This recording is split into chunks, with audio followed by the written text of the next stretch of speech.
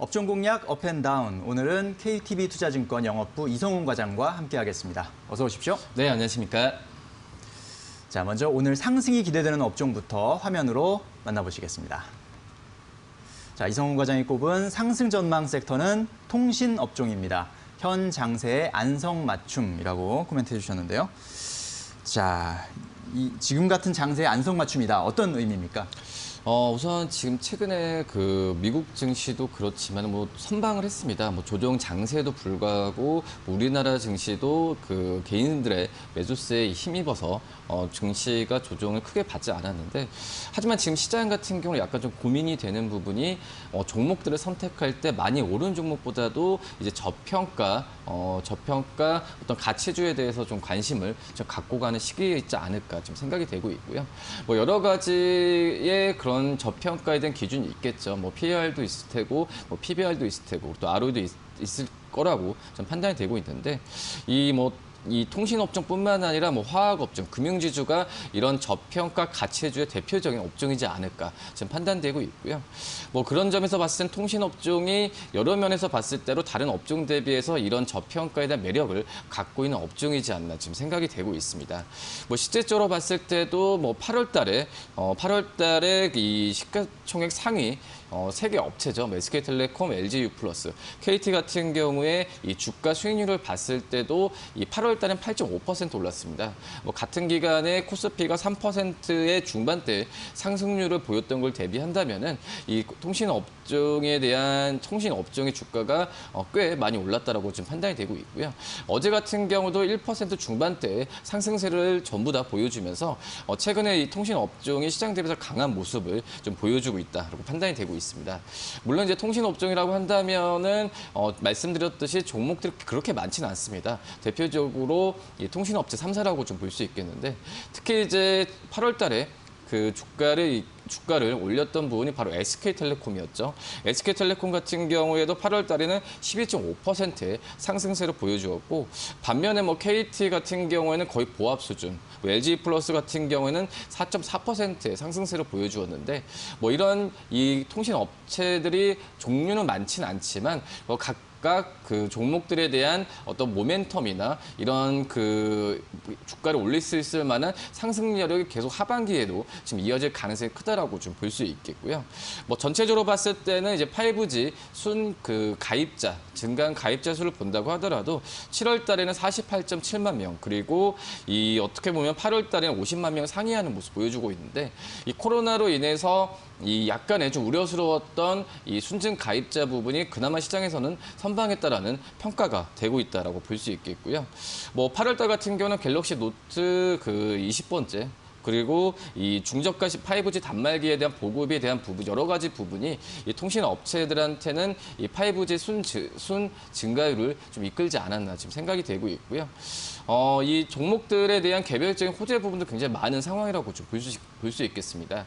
특히 이제 SK텔레콤 같은 경우에는 이 자회사들의 상장 이슈 부분이 계속해서 이 주가의 상승력을 이끌 수 있다라고 볼 수 있겠고요.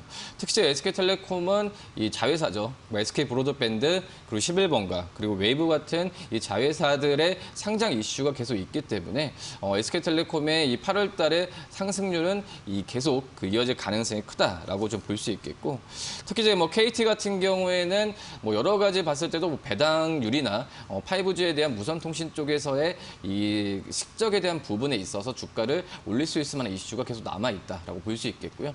다만 이제 가장 우려스러웠던 게 이제 LG유플러스입니다. 이 LG유플러스 같은 경우에는 이 하위 장비를 사용에 대한 부분에 있어서 미국이 하위를 제재하면서 과연 이게 LG유플러스의 5G에 대한 이 사업 부분이 제대로 될 수 있을까라는 우려스러운 목소리가 좀 많이 남았었는데, 하지만 이 LG유플러스의 하위 장비를 사용하는 부분에 있어서 미국이나 글로벌적으로 직접적인 이 제재를 하는 부분은 아직 시기상조라고 좀 볼 수 있겠고요. 그렇기 때문에 이 통신 업체들한테는 지금 현재 상황에서는 큰 악재가 지금 많이 없다라고 볼 수 있겠고, 말씀드렸다시피 어떤 저평가 매력주로서 지금 현재 다른 업종 대비해서는 지금 각광을 받고 있는 상황이다라고 좀 정리할 수 있겠습니다. 네, 그렇군요. 자, 저평가 우량주에 대한 관심이 점점 커지고 있는 지금과 같은 장세에서 역시 저평가 우량주로 꼽히는 통신업종 좀 관심을 기울일 필요가 있겠다라고 말씀해 주셨고, 또 종목별로 봐서도 SK텔레콤이나 KT나 다 지금 호재들이 기다리고 있는 상황. LG U+만이 이제 화웨이 장비 사용에 대한 리스크가 일부 있습니다만 당장 그것이 큰 타격이 되지는 않을 것이다라는 또 전망도 나오고 있는 상황입니다. 자, 계속해서 이번에는 피해야 할 섹터, 하락이 예상되는 섹터는 어떤 업종인지 지금 바로 화면으로 확인해 보시겠습니다. 자, 이성훈 과장이 꼽은 피해야 할 섹터는 네. 예, 지금 면세점 업종을 오늘 골라오셨는데 지금 화면에 네. 잠깐 잘못 나갔습니다. 자, 오늘 피해야 할 섹터 면세점 업종을 골라오셨고 코멘트는 우려가 현실로 이렇게 코멘트를 해주셨거든요. 네. 어떤 의미인지 좀 설명해 주시죠. 우선 지난주 그 11일이었죠. 한국기업평가가 이 면세점 업체들한테의 그 신용 등급에 대한 부분에 있어서 이 등급 하향을 하반기도 아니죠. 뭐 3분기가 다 끝나가는 시점에서 이 연말 정도 갔을 때 이 신용 등급을 하향할 가능성이 있다라는 부분을 지금 언급을 했거든요. 뭐 그런 점에서 봤을 때는 이 어떤 신용 등급의 하락에 대한 이 주가에 대한 우려스러운 부분이 지금 나올 가능성이 크다라고 좀 판단이 되고 있고요. 역시 뭐 하반기 때 실적 회복이 뭐 뚜렷하게 뭐 3분기도 끝나가는 시점에서 이 어떤 하반기에 대한 실적이 크게 상승하지 않는 한은 이 신용 등급을 내릴 수밖에 없는 부분을 지금 언급을 했습니다. 지금 현재 봤을 때도 이 호텔 롯데, 그 호텔 신라 같은 경우에는 이 신용 등급 같은 경우가 AA 거든요. AA면은 그래도 부정적이라는 어떤 그 다른 업종 대비해서 굉장히 낮은 신용 등급이기 때문에 네. 이 면세점 업체들한테의 그 시장에서 보는 우려스러운 부분이 이 신용 등급으로 지금 평가가 되고 있는 상황이다라고 좀 볼 수 있겠고요. 지금 현재 봤을 때도 역시 뭐 코로나19 뭐 지금 장기화되고 있는 상황에서 뭐 면세점 내국인 우리나라 입국자 수 그리고 출국자 수로 봤을 때도 당연한 수치겠죠. 작년 대비해서도 거의 뭐 9%의 어떠한 그 극감을 보여주고 있어서 이 면세점 쪽에서의 이 매출 부분은 확실히 떨어지는 부분은 뭐 당연한 부분으로 가지 않을까 지금 판단이 되고 있고요. 문제는 이제 시내 면세점, 공항 면세점, 해외 면세점 모든 사업장의 이용객이 지금 감소하는 부분이기 때문에 올 2분기 때 보더라도 면세 사업 매출이 작년 대비 절반 이하로 좀 떨어진 상황이라고 좀 볼 수 있겠고요. 네.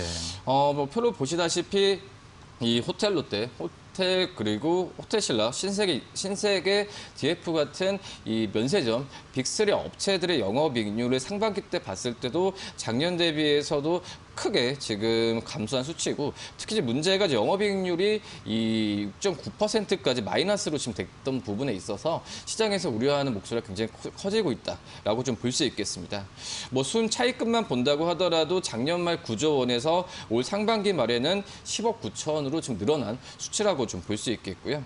뭐 그러기 때문에 이 면세점 업체들이 뭐 면세점 사업만 하는 게 아니거든요. 네. 뭐 리조트 사업이나 호텔 사업도 하고 있는 상태에서 뭐 다른 이제 호텔과 리조트 쪽에서의 적자 폭이 이제 어떤 면세 쪽에서 만회하는 구조가 원래 역사적으로 되풀이 됐었는데 이런 구조를 전혀 좀 찾아볼 수 없는 현재 상황으로 가고 있다라고 볼 수 있겠습니다.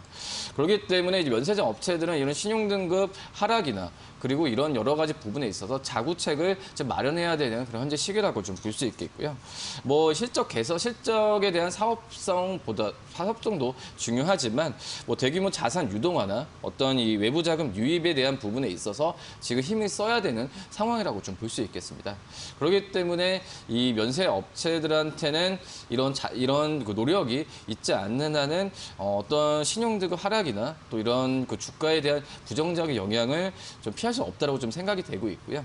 뭐 그렇기 때문에 이 면세 업체들의 향후에 추이를 좀 계속 지켜봐야 되는 게 맞지 않을까 좀 이렇게 보입니다. 네, 자 코로나19 국면에서 이동이 제한되고 또 여행이 제한된 그런 상황 속에서 면세점의 뭐 이용객 수나 매출에 타격이 지금 있는 상황인데 여기에다가 신용등급 강등 가능성까지 제기가 되면서 면세 업종이 조금 조심해야 될 그런 업종으로 꼽히고 있는 상황입니다.